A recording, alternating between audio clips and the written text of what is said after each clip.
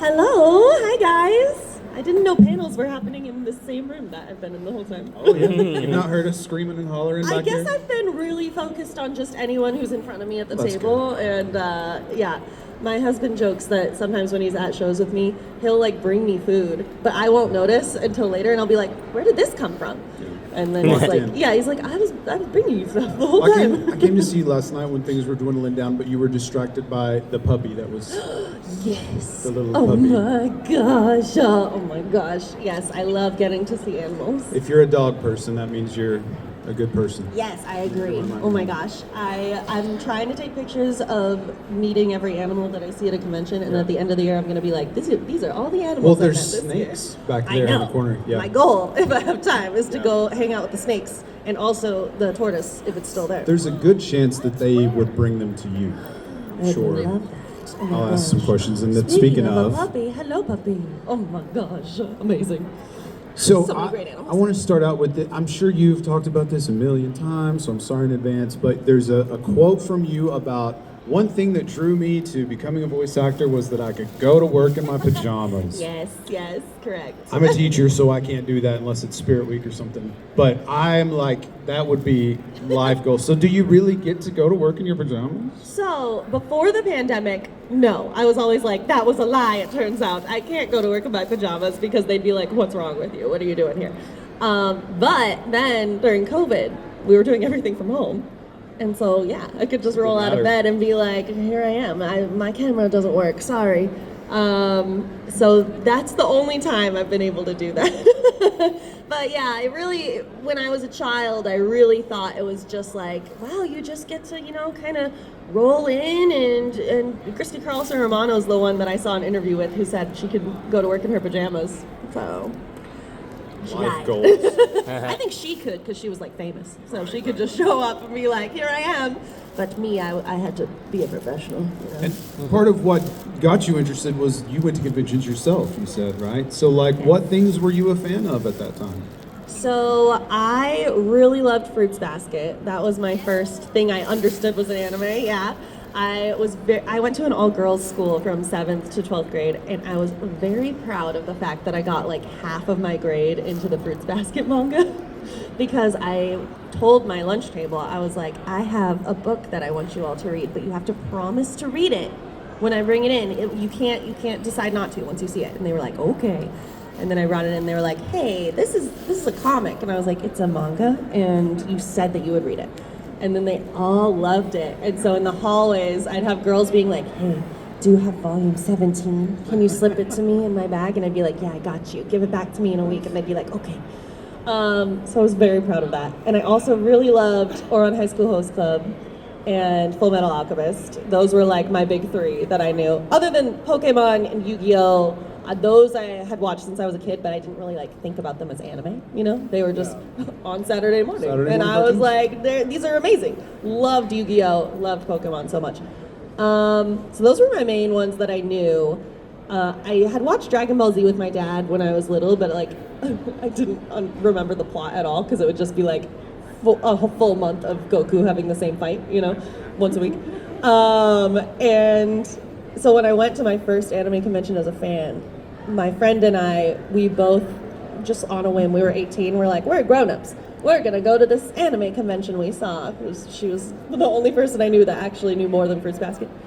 And we walked in and we were like, oh, there's more anime? Crazy.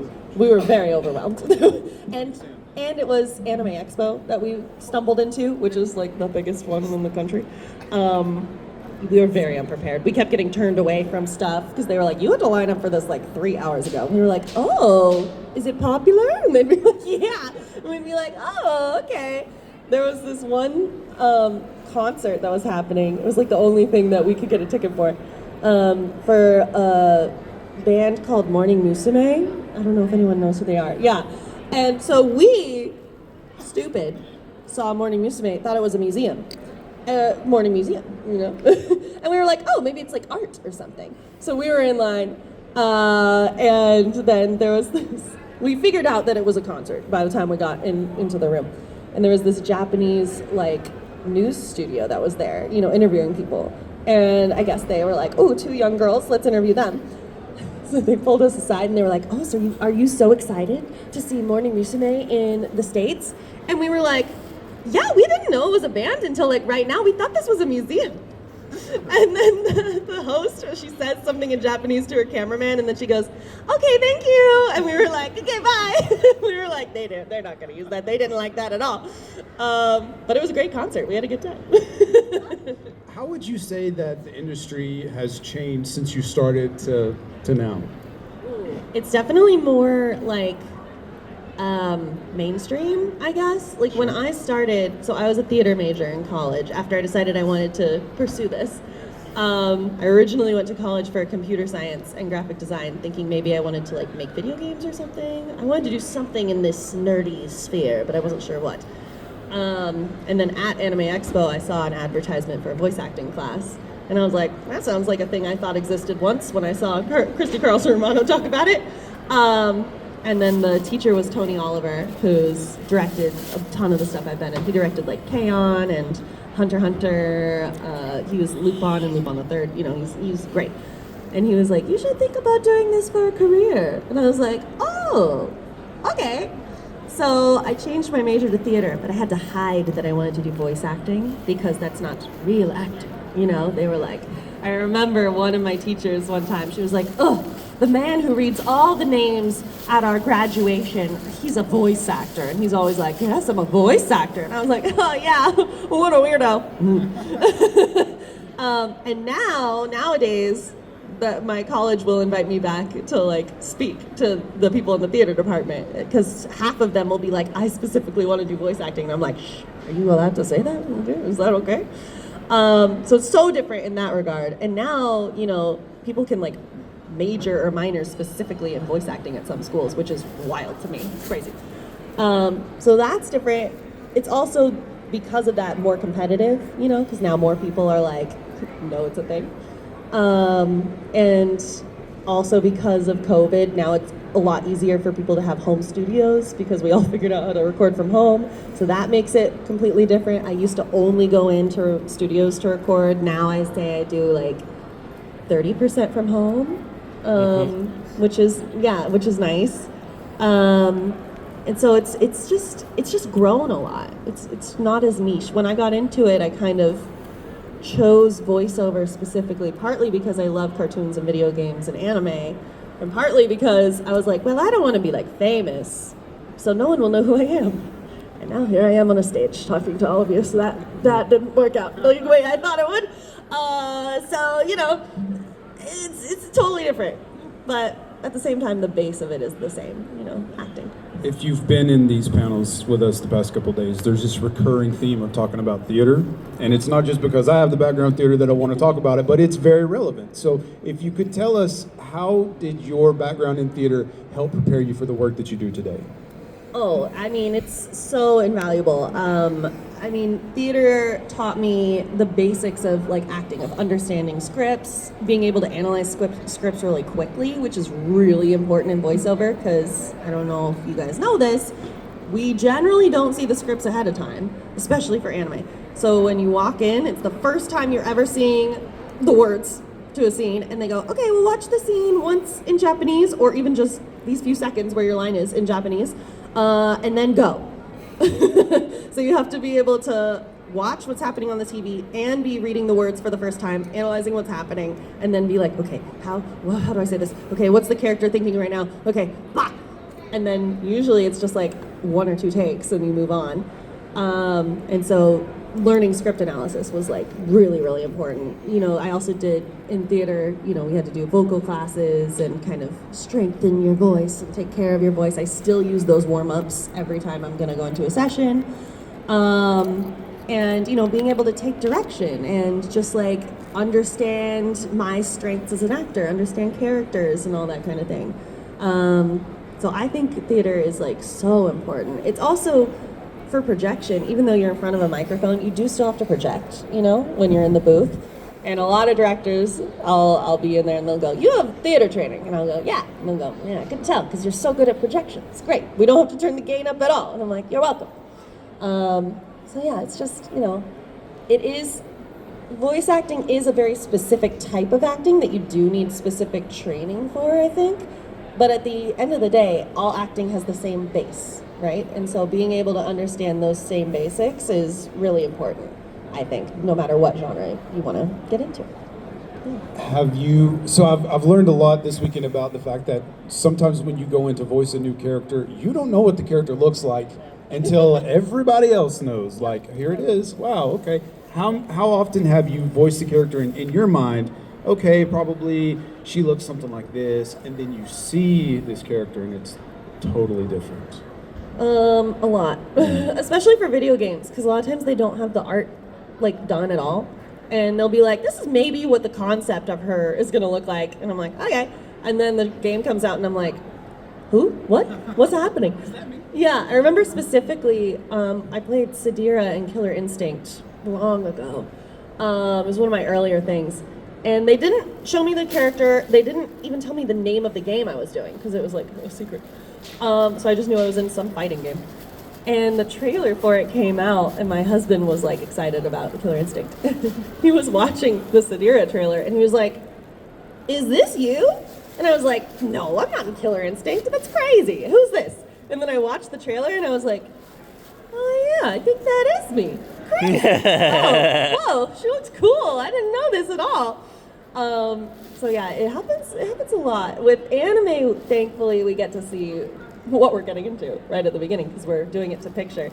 But yeah, for original animation and for video games, a lot of times we have no idea. We just go off what they tell us is going to happen, and sometimes they change their minds last second. And I feel like that puts the actor at a disadvantage because there's certain choices you might make based on your physical appearance. Yes. And then also not knowing where the story goes to, like when you're doing a play or something, you know where you start and where you end. Yeah.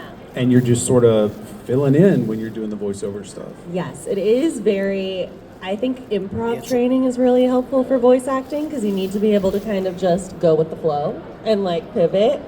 I would love if they would always give me finished art beforehand because yeah, based on the picture of the character, I might make completely different choices. You know, if I'm doing a cartoon character and then it turns out that she has like huge braces, I'm like, well, I would make different choices to make it sound like she has braces in her mouth. But if I didn't realize she was going to do that, then she'll just be speaking so clearly. And it will look weird coming out of her mouth, you know? So yeah, it's scary sometimes. Sure.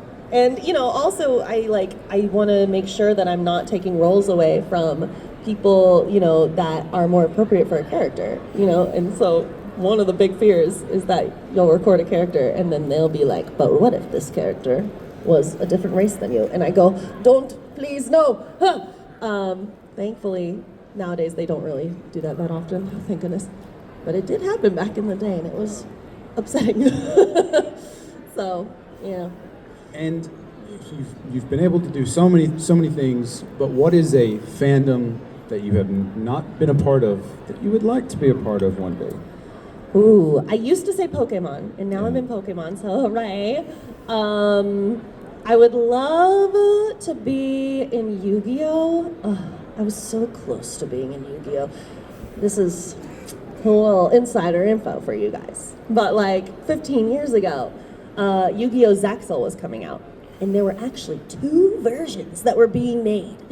One on the East Coast and one on the West Coast. I don't know how or why that happened, but we were like racing basically to try and get them done. And I was in the West Coast version. I was just starting out, so I wasn't any like significant character, but I was a card, which I was so excited about because I loved Yu-Gi-Oh! So much. Like I collect Yu-Gi-Oh! Cards, which have not popped off the same way Pokemon cards have, unfortunately. So they're worth nothing, but I love them. And I was so excited. It was so cool. Johnny Young Bosch was the lead. His band did the theme song, which my husband and I still sing because my husband was working at the studio and I was working at the studio at the time. And during our wedding vows, we like said a quote from it as like an inside joke. It was so good, okay? And then the other version came out first. And we had the full 26 episodes of the season 1 done. And they were like, well, no, we're just gonna have one after all. And we were like, ah! So it's lost media. We have 26 episodes of this season of Yu-Gi-Oh! Zexal completely done with like a full cast. It's so good, you guys. Johnny did such a good job, and like the theme song's so good. And my husband did a lot of like the art changes, because you know, for when it comes over from Japan, if it's like a kid's show, sometimes they want to censor some stuff, which is, you know. And so the way that they censored the girls' uniforms in the version that came out is they kind of just like lengthened the skirts, and they're very like blocky because they were just like, quick. And my husband gave them all like tights instead, so they have like all, you know, black tights under their skirts, and it looks so cute. No one will ever know. It's fine. I think Johnny sometimes brings the first episode to conventions and is like, here's the episode that never came out with my theme song, and here I am. It's very exciting. I always joke that someday we should just leak the full season, but I know, I don't want to retire and I have nothing to lose. I'll be like, here's back in the day. I mean, if you leak a little bit of it, then maybe there'll be demand. That's true. Or maybe someone will leak it, and everyone forget that I said this right now, because it won't be me, of course, that does it. No, definitely not. It could be anyone. I mean, that's what happened with Daredevil, right? Or not Daredevil, Deadpool. That's true. Sure, yeah. You know, so... But and once it's far enough away from Zexal and nobody cares about it anymore, I think maybe we can just be like, here's our cool season that never happened. All right, guys, I'm coming out to you now. What questions do you have? Yay! All right. This question is not about your career. Where did the name for your dog, Gus, come from? So I named him after Burton Guster in the show Psych. I love Psych. My husband and I love Psych. That was like one of the things that we bonded over when we were first dating. And so when I got Gus, I brought him home, and you know, for the first week I was like, what's your name, puppy? I don't know. He was kind of like a spur of the moment, saw this dog, was like, I need to save you, come here. And then I was in the middle of a rewatch of Psych, and every time Gus, who's played by Dule Hill, who's like one of my favorite actors ever, whenever he was on screen, Gus would like stop and stare at the TV. And eventually I was like, is that you? Are you Gus? And he like wagged his tail, and I was like, all right, I guess you're Burton Guster, you're Gus. So yeah, he's named after one of the greatest characters of all time. If you haven't watched the show, it's so good. If you love kind of comedy, murder mystery, procedural show, so funny. I love it. It's great. It's like The Mentalist, but better because they did it first. So, thank you. I see one over here. Hello, traveler. Hello. Hi. Top 5 favorite characters you voiced. Oh God. Okay, thank you for giving me top 5. Oh, it's still hard, but On from Persona is always going to be one of my top ones. Yeah, because I've played her for hundreds of hours, and also she's the most similar to me personality-wise, so it was easiest to bond with her, you know? I love Venti so much from Genshin Impact. He's just a silly, goofy guy. Sometimes he gets serious, and I'm like, oh, lock it in. Okay, time to be serious now, Venti. And so I love that. I love when I get to sneakily sing as him sometimes. I'll be like, what if we, just for funsies, did a singing take? And then in my head, I'm always like, did they forget that we put that in? Or did they choose to leave it in? I'll never know. But like, I'm happy. There's this one character I played called Jackie from Brand New Animal, who like nobody knows about. Oh my God. Oh, I love Jackie so much. He is like the funniest. He's a little tanuki, and his whole thing is like he's trying to find get rich quick schemes, and he's like, I'm going to filter this water and sell it for $1 million.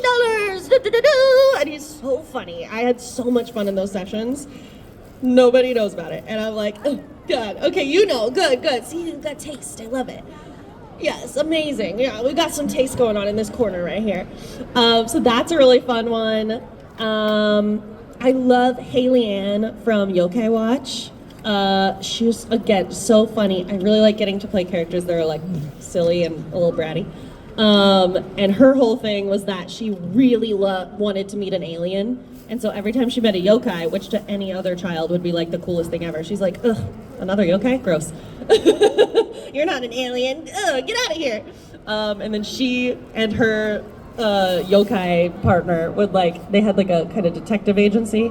And a lot of times they made things way worse with their detecting. They There's one episode where there's like an egg yokai, and they're like I forget why, they're cracking him to get down to lower and lower layers. I think he was like feeling like something was wrong, and they were like, maybe we just need to get a layer out.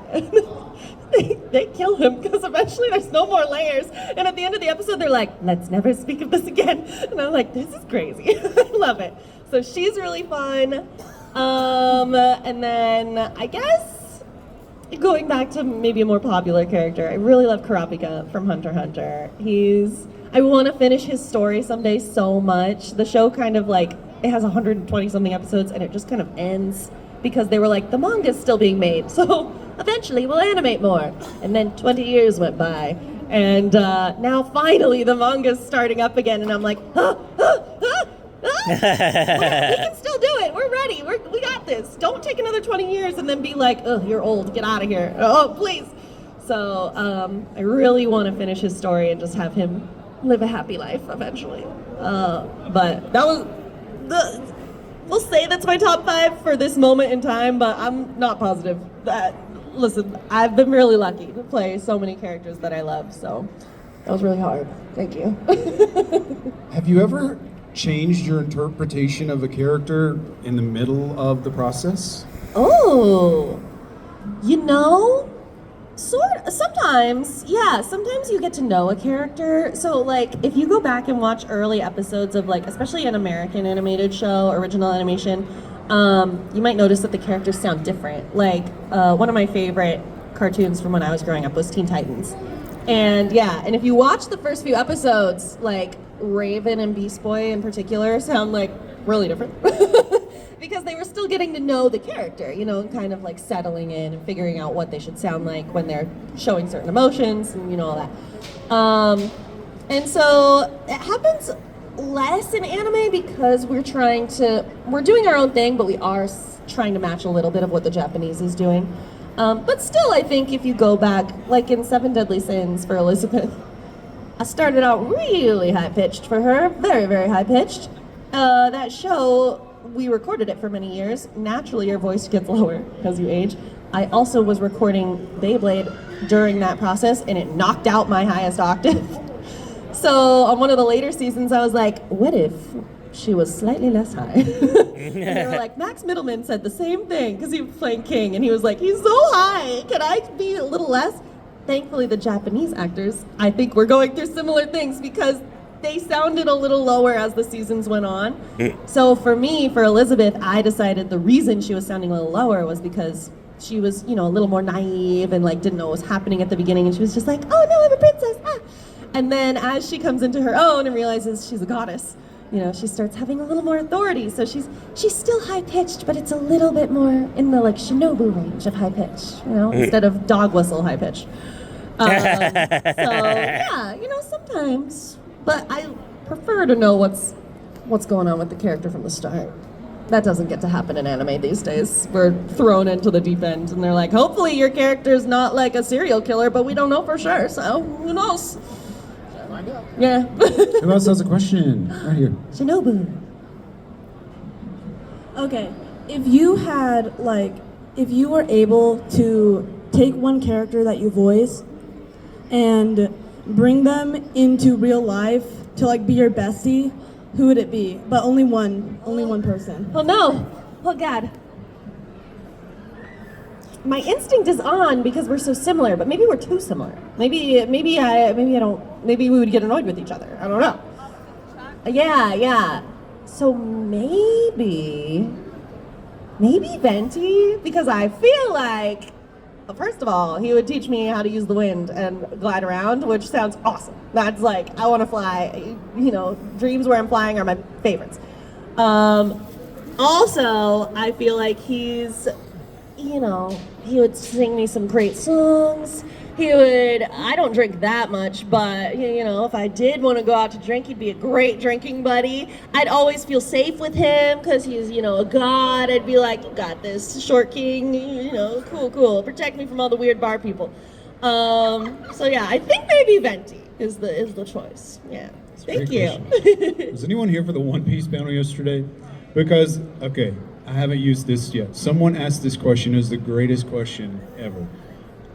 How many weasels do you find in your car? I opened up the before lid you and the start to get weasels immediately suspicious that jumped out. someone's doing that to you?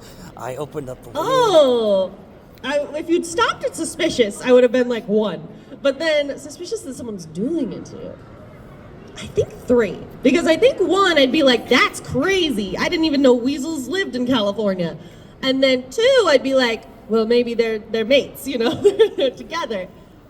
Boy. 3, if they're 3 adult weasels, then I'm suspicious. If it was Yeah. like a baby weasel. Mom, dad, and baby. Yeah, then I'd be like, well, maybe they had babies in my car. I don't know. But yeah, if it's a 3rd adult, I'm suspicious. I think the One Piece guy said like, oh, 7. 7? Like, Are they what? expecting weasels in their car naturally? I don't think they were Do expecting weasels live in anything. Texas? What's happening?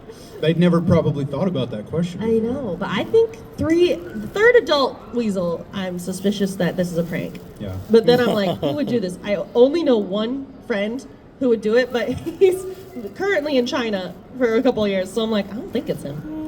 But maybe he came back. I don't know. He would do that. Maybe someone just He is a heard. prankster. They heard that you love animals, and they were like, "Oh look, I do love weasels, animals. gift for you." But are the weasels like mad being in my car? I don't want them to attack I me. don't really know the behavior of weasels. I am a little bit of an animal whisperer. I do pride myself in being every dog's favorite person when I meet them. But there's been one studio I was recording at like a month ago. This was tragic, you guys. I walked in. The dog clearly thought I was someone that he already knew. He's a big, like, kind of husky mix. So cute. He jumped up, put his paws on my shoulders. I was like, hi! He realized I was not the person he thought, and then was embarrassed. So then he was like, we can't be friends. Oh my God, I'm gonna run away. And I was like, no, we can start over. I won't even bring it up ever, I promise.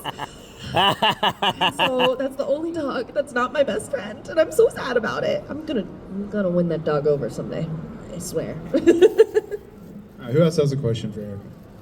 Another Shinobu, yes. There's so many. If you could have saved one person from the Infinity Castle other than Shinobu, who could it have been? Oh, you knew my answer.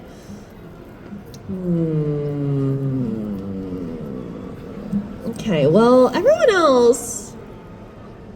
I mean, all the other ones that have died so far are demons. So I'm like,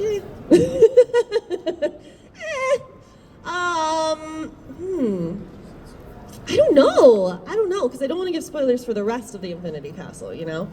I have answers for the future, but I don't want to say them out loud. So I guess Akuza kind of won me over by the end. I did feel kind of bad for him. So I guess him. Probably. Because Zenitsu's brother was a dick. He So wasn't I don't even feel his bad for him brother. at all. But yeah, probably Akuza. Yeah. Right over here, Erika. Out of all the series you've acted in, is there a character that you would like to have voiced instead of the ones you have? Oh, that's a good question. Ooh, okay. So this is why I try. People are like, "Oh, you still watch anime?" I don't anymore before they're like cast, because this happened to me one time and it was so sad. So Sword Art Online, I was really like loving the first season when it came out. I was like, "Ooh, this show's so cool," and I got to audition for the main girl, whose name I have put out of my brain. What is her name? Asuna, yes. Oh my gosh. And I got 2 callbacks for her. And I was like, oh, my time has come. It was down to like me and Jeremy and like one other actress. And I was like, oh my God, my dreams are coming true. I love Asuna so much. This is gonna be amazing. And then Jeremy got cast. And she's perfect as her, so deserved. But I was so crushed. And I was like, no, tragedy. I will never fall in love with a character again. Never, never, never. So that is one where I was like, I eventually did play, you know, some other smaller characters in Sword Art, but I was always like, Asuna, no, what could have been? I was really early on in my career at that point, so it was the correct choice to pick Jeremy, who like knew what she was doing much more than me. But yeah, that's the only time. The only other time I've fallen in love with a character before casting happened was for Pokemon when I was playing the game and met Ayano. I was like, oh my god, I love her. If she's ever in the anime, I want to audition for her so badly, even though I had never auditioned for Pokemon before because it used to be in New York and I was in LA. But I guess after the pandemic, they were like, whatever. They moved to LA. So then the audition for her went out and I was like, oh my god, this is the character I love, which means I won't get it, but I'm excited to audition for her. And then I did get cast as her. It's literally the only time that's ever happened. So there've been other characters that have gone out within the last year where I'm like, I would love to play this character, but I want it too much, so therefore, I've already used up all my good luck with Ayano, which is good. I love Ayano, and that's okay. Hello. Hello. So, when you get cast for a new role, is there a process of doing some background research? And if so, what does that look like? Yeah. So when I get an audition, I usually try and research as much as I can. So if it's an anime, I'll try to, see if there's a trailer at least that's out, or if a couple episodes are out, I'll try to watch some clips with the character just to try and see what's going on. And, if it's based on a manga, I'll try and be like, okay, what's the general story here of the manga to kind of get the vibe. If it's for a show that's like an original animation show, usually they'll tell us who the producers are and who the creators are. So I'll kind of look up their previous work and try to see what their vibes are. If they've previously created a cartoon that's very Looney Tunes-esque, then I'm like, okay, they kind of probably like that kind of humor. So I do a lot of my researching in the audition phase.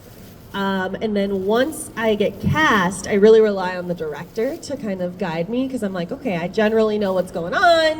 They clearly liked what I did. They cast me. Cool. Now, together, we will explore the story and figure out what's happening. But I do a lot of research before auditioning, as much as possible. Sometimes auditions are really fast turnarounds, so you don't have a ton of time to do research. And sometimes they don't tell you the name of the project. They're like, this is codename Blippity Blop. And I go, what's codename Blippity Blop? And they go, this is a really big franchise that has existed for 20 years. And I'm like, tell me the name of it so I can know what kind of style you want. I don't know. So sometimes I'm trying to do some sleuthing to be like, okay, are they saying words like Raccoon City? Mm-hmm. And that did happen to me when I auditioned for Fallout 15 years ago, and I was like, Raccoon City? Hang on. I think I've cracked your little code here. And then they weren't gonna tell me what it was. I went in and I was on break in the first session, and I was like, by the way, is this Fallout? And they were like, oh yeah. Did we not tell you that? And I'm like, no, I used a code name. I don't know what I'm here for. I assumed. Context clues. So yeah, I try my best to know as much as possible going in. But yeah, once I'm cast, I'm like, all right, cool. They'll tell me what I need to know. Yeah. Good question. Has there ever been a time, either working on a project with a fellow actor or a director, or even at one of these conventions, where you've been totally starstruck? Yes. Love to hear about it. Yeah, so, oh my gosh, there have been so many times. So when I first started, I interned at a studio called Bang Zoom Studios, and I was interning in their production department. They do a ton of the anime that you guys like. And so I was there to learn. I wanted to be an actor. They knew that I was in theater at that time, training in college. So they knew that I was interested in voiceover, but the job was production. So, and then they were like, oh, a smiley, friendly girl. You will also sit at reception. So I was like, great. So I had to sit at the reception desk and then greet people when they came in. And I knew some anime, again, Fruits Basket was one of my favorites. And there was one time where they were like, okay, we need you to call Laura Bailey and tell her that we need her to come in at a different time. And I was like, can someone else do it? And they were like, no, come on, go do it, do your job. And I was like, okay. And I hate talking on the phone in general because I feel like I don't know what to say. That's awkward. So I was like, okay. So I wrote down a little script. And then the phone was ringing and I was like, please don't answer the phone. She didn't, thank God. I was like, okay, I'm gonna leave a message. This is great. So I go through my script. I'm like, hi, Laura, this is Erika from Bing Zoom, blah, blah, blah. We want you to come in. And then I realized I didn't write an ending to my script because I had hoped that it was going to be a voicemail, but I didn't like plan for that. I was, and if you're talking, we'll be like, okay, bye. No one's talking. So then I was like, okay, okay. Yeah, thank you. Okay, we'll see you later. Okay, bye. And I hung up and I was like, no, this is the worst thing in the world. And I was like, no, I was really doing so well. I had almost nailed it. I did not stick the landing. And I was so embarrassed. And then when she came into the studio, I found a reason to not be at the reception because I was like, I don't want her to know that I was the Erika that left that horrible, awkward voicemail for her. And then there was another time when Todd Habercorn, who now I'm friends with, he came into the studio and I was at reception. And normally we have like a schedule, so I'm like mentally prepared for who's gonna come in, right? I'm like, all right, Johnny and Bosch is coming in, play it cool, It's cool, fine. He was not on my list. He came in and he was like, hi, I'm here for a session. And I recognized his voice because of Oron High School Host Club. And I was like, oh, okay, cool. What's your name? Just pretending I don't know. And he's like, Todd Habercorn. And I'm like, oh, cool, Todd Habercorn. Okay, let me look. So I looked and I was like, oh, you're actually at our other location today. Oh my gosh, so sorry. You're going to the other location. And he was like, oh, my bad. Oh my gosh, so sorry. Okay, see you later. And he walked away and I was like, one of the Hitachi twins was just in here and I was not prepared. Ah! So I think in person I played it pretty cool. But when I'm not in person, no. And then I've got so many stories. There's also a time where I'm also friends with Eric Vale, who I always forget plays Yuki in Fruits Basket. And sometimes we'll be on panels together and people will ask like, what were you a fan of? And I'll be like, Fruits Basket, I love Fruits Basket. And then I'll remember halfway through the answer that he's like sitting up there and I'll be like, haha. Anyway, Team Q.